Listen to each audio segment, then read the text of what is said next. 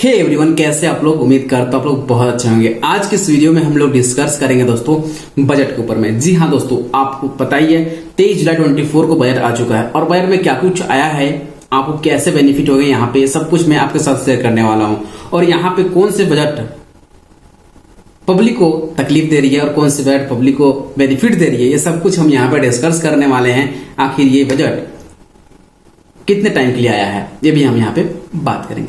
चलिए शुरू करते हैं। सो यहाँ पे यूनियन बजट था। इस बजट में निर्मला सीतारमण के द्वारा, जो हमारे वित्त मंत्री हैं, फाइनेंस मिनिस्टर, उनके द्वारा यहाँ पे अलॉट किया गया है। जो अलॉटमेंट की गई है डिफेंस सेक्टर में 4,54,773 करोड़ का अलॉटमेंट की गई है। ठीक है। रूरल डेवलपमेंट के अंदर में 2,65,808 करोड़ का अलॉटमेंट की गई है। एग्रीकल्चर एंड अलाइड एक्टिविटीज के अंदर में 1,51,851 करोड़ का अलॉटमेंट की गई है। ठीक है। होम अफेयर्स, जो प्रधानमंत्री योजना के तहत जो घर मिलता है, उसके अंदर में अगेन यहाँ पे 1,50,983 करोड़ का अलॉटमेंट की गई है। एजुकेशन के अंदर में की गई है 1,25,638 करोड़ का। IT, telecom, health, energy, social welfare and commercial industry के अंदर में यहाँ पे अलॉटमेंट की गई है। तीन सारे सेक्टर में बजट के अंदर में अलॉटमेंट की गई है, जिसके दम पे अगर आप एक निवेशक हैं, इन्वेस्टर हैं, तो आप इन सारे सेक्टर में फोकस कर सकते हैं। जैसे कि डिफेंस में फोकस कर लीजिए, रूरल डेवलपमेंट में कौन कौन सी कंपनी वर्क करने वाली है, कौन कौन वर्क कर सकती है, रिसर्च कीजिए, उस पर इन्वेस्ट कीजिए, है ना। एग्रीकल्चर एंड अलाइड एक्टिविटीज के अंदर में कौन कौन वर्क करेगी कंपनी, एग्रीकल्चर कंपनी है, उन पे काम कीजिए, है ना। सोलर सिस्टम पे जो काम करती है, एजुकेशन पे काम करती है ना, घर बनाने वाली इंफ्रास्ट्रक्चर पे काम करती है, उन सारी कंपनी में आप निवेश कीजिए, बेनिफिट होगी। अब यहाँ पे आपको और भी सारी डिटेल में समझाता हूं।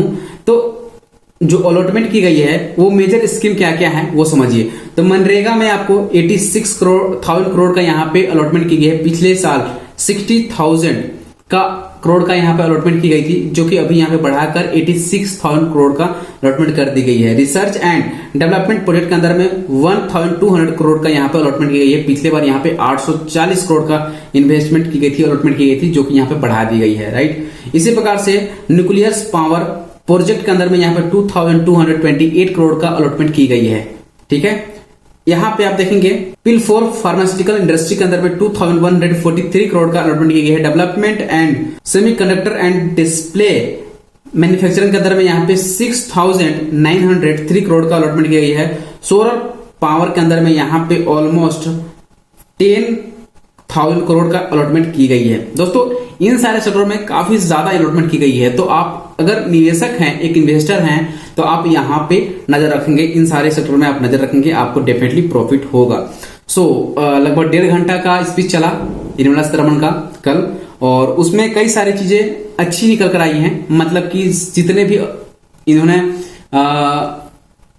बजट तैयार किए हैं वो पब्लिक के हित में तैयार किए हैं। मतलब पब्लिक को काफी बेनिफिट होने वाला है। ठीक है। उनको काफी सपोर्ट मिलेगा। एजुकेशन के लिए काफी सारे अलॉटमेंट किए हैं, फंड जारी किए हैं, है ना। मनरेगा के लिए, रिसर्च एंड डेवलपमेंट प्रोजेक्ट के लिए काम किए हैं, न्यूक्लियर पावर प्रोजेक्ट के लिए काम किए हैं, सोलर प्रोजेक्ट के लिए काम किए हैं, है ना।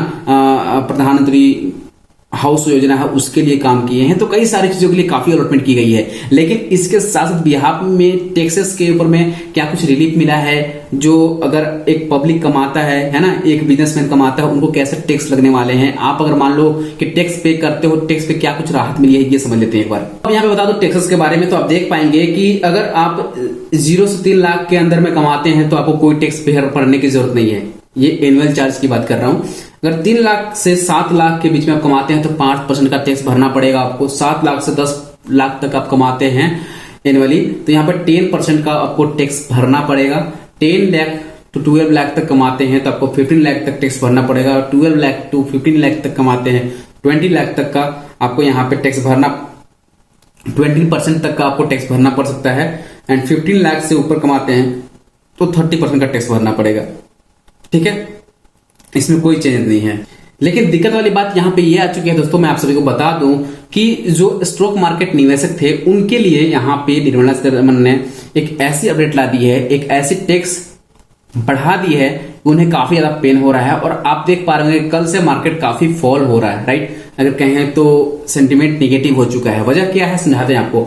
Short term capital gain tax जो है वो 50% पहले हम लोग पे करते थे, जो भी निवेशक हैं, जो ट्रेडर हैं वो, लेकिन इस बार वो इंक्रीज करके 20% कर दिया गया है, जो कि बहुत ज्यादा डिस्टर्बिंग हुआ है। और इससे जो शॉर्ट टर्म निवेशक जैसे स्विंगर हैं, इंट्राडे ट्रेडर हैं, उनको काफी ज्यादा टैक्स भरना पड़ेगा इनवली, मतलब कि 20% उनके कैपिटल का अगर कैपिटल गेन करते हैं उस पर टैक्स भरना पड़ेगा। तो ये थोड़ा सा 20% ज्यादा होता है, इसी वजह से आप मार्केट में प्रेशर देख रहे हैं। लेकिन इसके साथ साथ इनके द्वारा एक और टैक्स बढ़ाया गया है STT, जो कि सिक्योरिटी ट्रांजैक्शन टैक्स है। ठीक है, सिक्योरिटी ट्रांजैक्शन टैक्स में क्या है कि ये इन्होंने 0.01% से इंक्रीज करके 0.02% कर दिया है, ऑलमोस्ट यहाँ पे राइज कर दिया है, जो कि यहाँ पे आप देखेंगे कि जो STT है वो भी इंक्रीज कर दिया है। ये कब यूज करता है, FNO जो करते हैं, फ्यूचर एंड ऑप्शन करते हैं, उनके लिए ये टैक्स लागू होता है और उनको भी लगभग 60% वो इंक्रीज कर दी गई है, तो उससे काफी ज्यादा पेन हो जाता है। लेकिन इसके साथ साथ एक और टैक्स है जो कि दोस्तों मैं आप सभी को बताना चाहूंगा।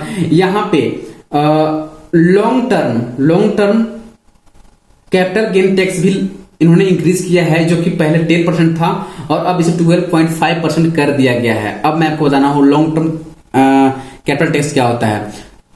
लॉन्ग टर्म मतलब कि अब जैसे कि म्यूचुअल फंड या लॉन्ग टर्म 5 साल 10 साल के लिए कहीं भी इन्वेस्ट करते हो और उसे जो आप विड्रॉ करते हो, जब वहां से अपना प्रॉफिट को बुक करते हो, तो आपको प्रॉफिट बुक करने के बाद आपको उसका long term tax capital gain पे आपको टैक्स देने पड़ेंगे। अब यहाँ पे 12.5% का टैक्स पे करना पड़ेगा।